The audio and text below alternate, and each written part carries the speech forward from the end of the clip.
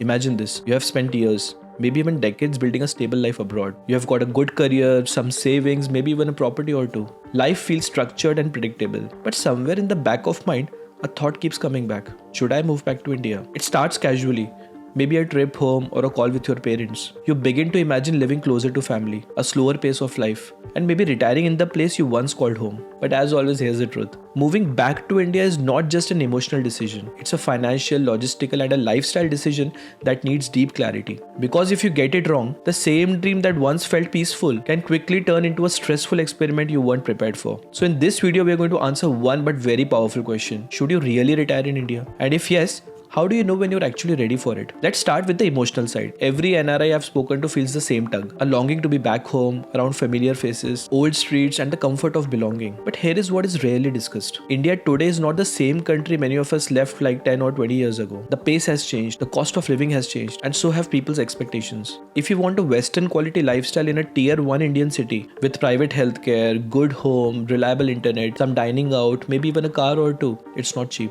In cities like Pune, Bangalore or Hyderabad, a comfortable middle class life can easily cost anywhere between 1.2 to 1.8 lakh rupees per month. That's assuming you own a home and that is mortgage free as well. Add rent and you're looking at 2 lakh or more. Now compare that to a tier 2 city like Jaipur, Kochi or Coimbatore. Here the same lifestyle might cost you anywhere between 80,000 to 1.2 lakh per month. And in many cases you get better peace, cleaner air and less chaos. So before you decide where to retire, the first thing you need is cost clarity, not nostalgia. Most NRIs I talk to have this round number in mind. I'll retire once I have 5 crores. But here's the uncomfortable truth. If your monthly expenses are 1.5 lakh and you assume a 6% inflation, your cost of living will double in just 12 years. That same 1.5 lakh will become 3 lakh per month before you even realize it. Now if your 5 crore corpus is invested conservatively with an average post-tax return of let's say 8%, your annual income from it will be around 40 lakh, which is around 3.3 lakh rupees per month. So that sounds comfortable now, but after inflation, the gap starts widening every year. So unless your corpus is wisely structured between growth assets and income assets, it won't sustain a 25 to 30 year post-retirement life comfortably. But the good news is that with the right allocation, it's completely doable. I call this a 4-layer plan for any NRI considering retiring in India. Layer 1 is liquidity. Always park 2 to 3 years of your living expenses in a liquid or gilt mutual fund. This acts as your buffer.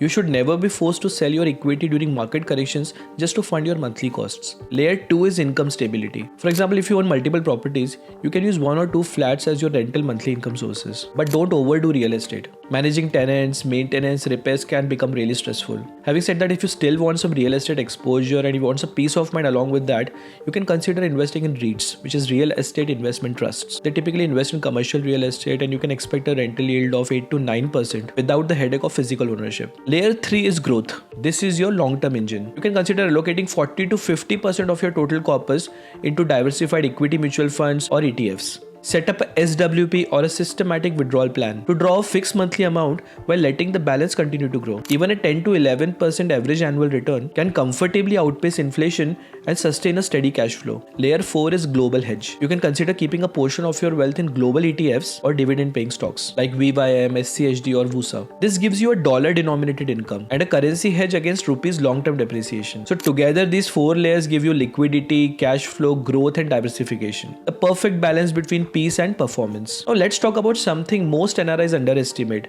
the transition phase. The moment you move back to India, your taxation and banking status start changing. The smartest way of handling this is by using your RNOR status. RNOR means resident but not ordinarily resident. This lets you continue your NRE account and even keep earning tax-free interest for up to 3 years after returning. During this period, your foreign income is not taxable in India unless it's received here. So this gives you valuable time to restructure your finances, close old overseas accounts, or shift assets slowly into India without triggering heavy tax consequences. Also, if you have overseas assets like a 401k, IRA or rental property, don't liquidate everything at once. Each country has different double taxation rules, which is DTAA. Instead, you can consider creating a gradual repatriation plan. Withdraw what you need for Indian expenses, but continue holding some global exposure for diversification. NRIs who rush this transition often pay unnecessary taxes or lose liquidity flexibility. Now let's talk about the healthcare reality. This is one area where returning NRIs either overestimate or underestimate in India. Yes, healthcare in India can be world class, but it's also completely out of pocket. There is no NHS or Medicare here.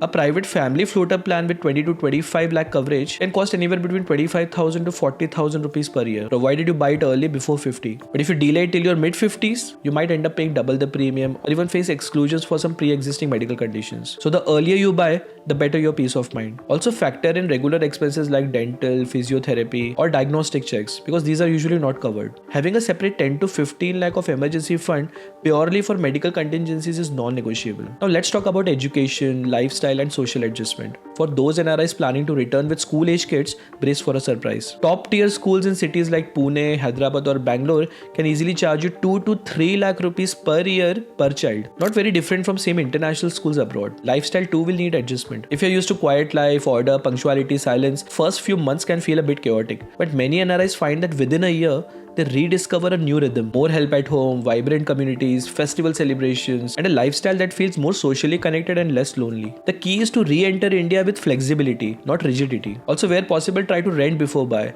Test different cities. Sometimes a tier 2 city like Jaipur or Coimbatore can offer more balance than a tier 1 city like Bangalore or Mumbai. Buying a property in India feels like the final stamp of settling down. But the mistake most NRIs make is buying too early, before they have actually lived in that city again. Remember, your lifestyle abroad evolves slowly. Your life in India will too. Spend at least a year renting before committing to buying. That 1 year will teach you more about what you truly value. Proximity to family, climate, healthcare, or simply peace and space. And when you do buy, focus on one high quality property, not multiple average ones. Liquidity matters more than bragging rights at retirement. So here is a 5-question readiness checklist. This is a practical framework to test whether you are genuinely ready to retire in India or not. Number 1. Have you clearly mapped your monthly expenses, including travel, healthcare and inflation? Number 2. Do you have at least 3 years of annual expenses parked in liquid assets, which is ready to use without touching your core investments? Number 3. Do you understand your RNOR window and how to use it for tax optimization? Number 4. Is your passive income covering at least 1.2x of your current living expenses? And number 5, and most importantly, are you emotionally ready to readapt to India's speed, systems and surprises? So if you have answered yes to all 5, you are more ready than 90% of returning NRIs. If not, take the next 12 to 24 months to fill those gaps before deciding to move. So I personally feel coming back to India is not a downgrade. It's a recalibration. You are not returning to the same India you left. You are returning to a more dynamic, more expensive, but also a more connected India. One where your experience abroad can give you a huge advantage if you plan it well. So don't rush. Don't move on emotion alone. Plan like a strategist and transition like an investor. Because when you combine financial independence with emotional readiness, India can be one of the biggest rewarding places in the world to retire. So I hope you found this video useful. If you did, then please consider sharing with your other NRI friends as well. So this is all I had to cover for this video. I'll see you soon in another superb interesting video. Till then, you take good care of yourself. This is me Pratik signing off from NRIs. Over and out.